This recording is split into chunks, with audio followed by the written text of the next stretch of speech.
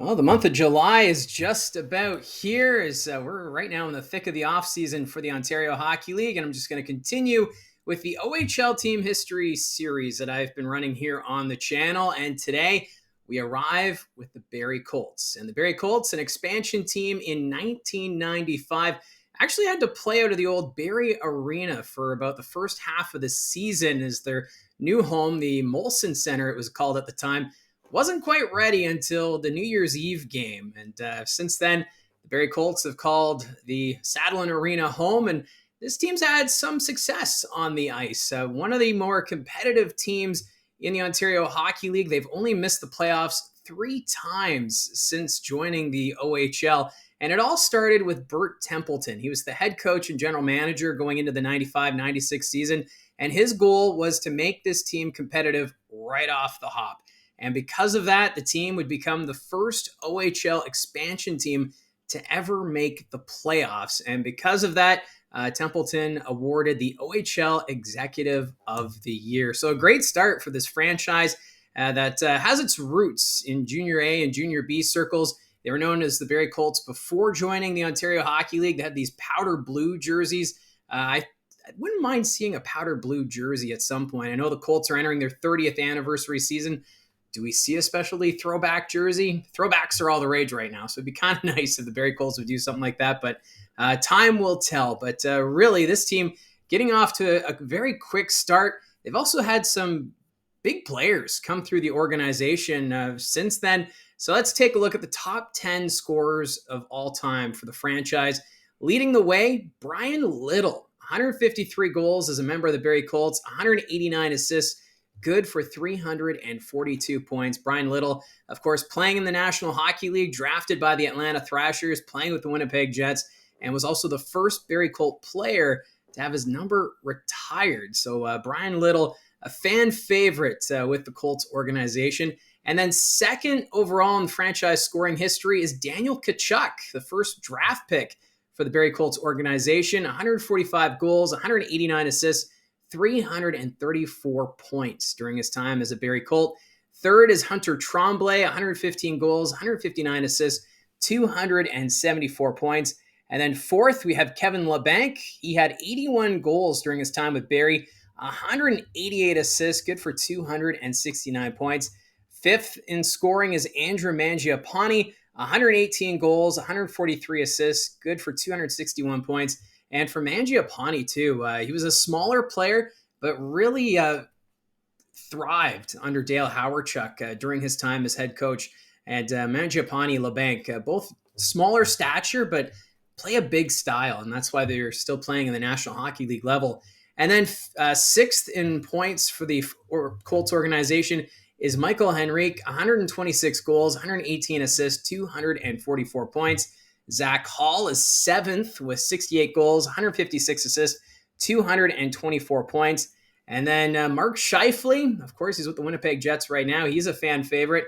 He had 84 goals, 133 assists, 217 points during his time with the Barrie Colts. Ninth in scoring is Alex Hutchings, 111 goals, 97 assists, 208 points. And wrapping up the top 10 in scoring for the franchise, Colin Bahana, 72 goals, 124 assists, good for 202 points. Now we'll change focus to goaltenders for most wins. Leading the way, Brian Finley, 88 wins between the pipes for the Barrie Colts. He leads the charge. And then Mackenzie Blackwood is second with 84 wins. Matthias Niederberger, third in wins with 64. One of the best hockey names right there, Niederberger, between the pipes there for the Barrie Colts. And then fourth is Paulo Koliakovo. He had 62 wins as a member of the Barrie Colts.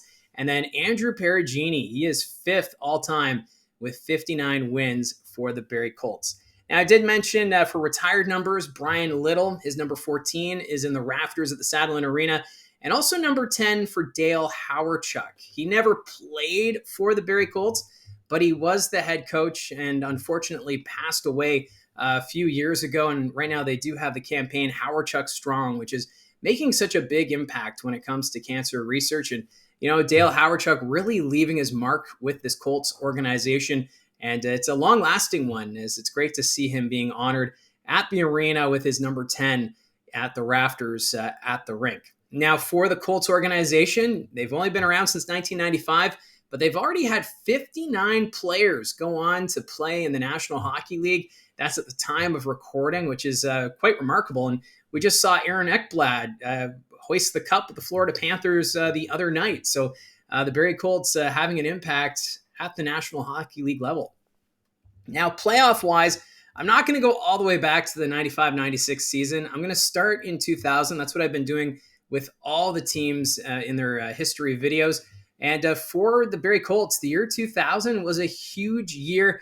They ended up winning the OHL championship over the Plymouth Whalers. That was in 7 games, and then lost the Memorial Cup final to the Rimouski Oceanic. That Memorial Cup was held in Halifax, and you'll remember Sheldon Keefe was a member of that Barrie Colts team. And it was a team that was getting a lot of points, a lot of wins, and also play with that edge, which, if you look back, that was kind of the style at the time. But still, what a way to win the organization's first ever OHL championship and going all the way to the Memorial Cup final.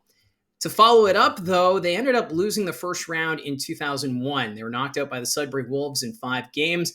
But in 2002, this Barrie Colts team would go right back to the OHL championship, this time losing to the Erie Otters in 5 games. But what a run that was that season.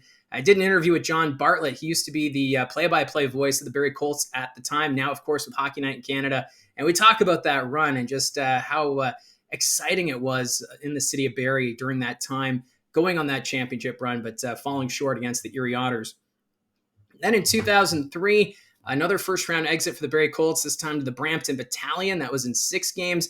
In 2004, they made it to the second round and were knocked out by the Mississauga Ice Dogs. That was in 7 games. That was a classic series. 2005, a first-round defeat against the Ottawa 67s. That was in 6 games. And then in 2006, the Barrie Colts would go all the way to the Eastern Conference Final and lose to the Peterborough Petes in 5 games. Of course, Peterborough that year would go on to win the OHL championship. 2007, a second-round exit for the Barrie Colts. That was against Sudbury in 4 games. In 2008, another second-round exit, this time to the Belleville Bulls in 4 games. In 2009, knocked out in the first round by the Mississauga St. Michael's Majors. That was in 5 games. But in 2010, the Barrie Colts loaded up. Remember, they did the big trade for Alex Pietrangelo, and they would go all the way to the OHL final, but were swept by the Windsor Spitfires. And that was a Spitfires team that was loaded themselves with players like Taylor Hall, Adam Henrique. So it was, we thought that was going to be a 7-game series between the Colts and the Spitfires that year, but Windsor just a little too much for the Barrie Colts in that season. That was back in 2010. But in 2011, for the first time in franchise history, they would miss the playoffs. And because they missed the playoffs, they ended up drafting Aaron Ekblad first overall, who was granted exceptional status. And that played out quite well. Aaron Ekblad fitting in nicely with this Barrie Colts team, of course, eventually named captain before being selected first overall by the Florida Panthers at the NHL draft. So in 2012, with Aaron Ekblad in the lineup, the Barrie Colts, they would get knocked out in the second round by the Ottawa 67s. That was in 7 games.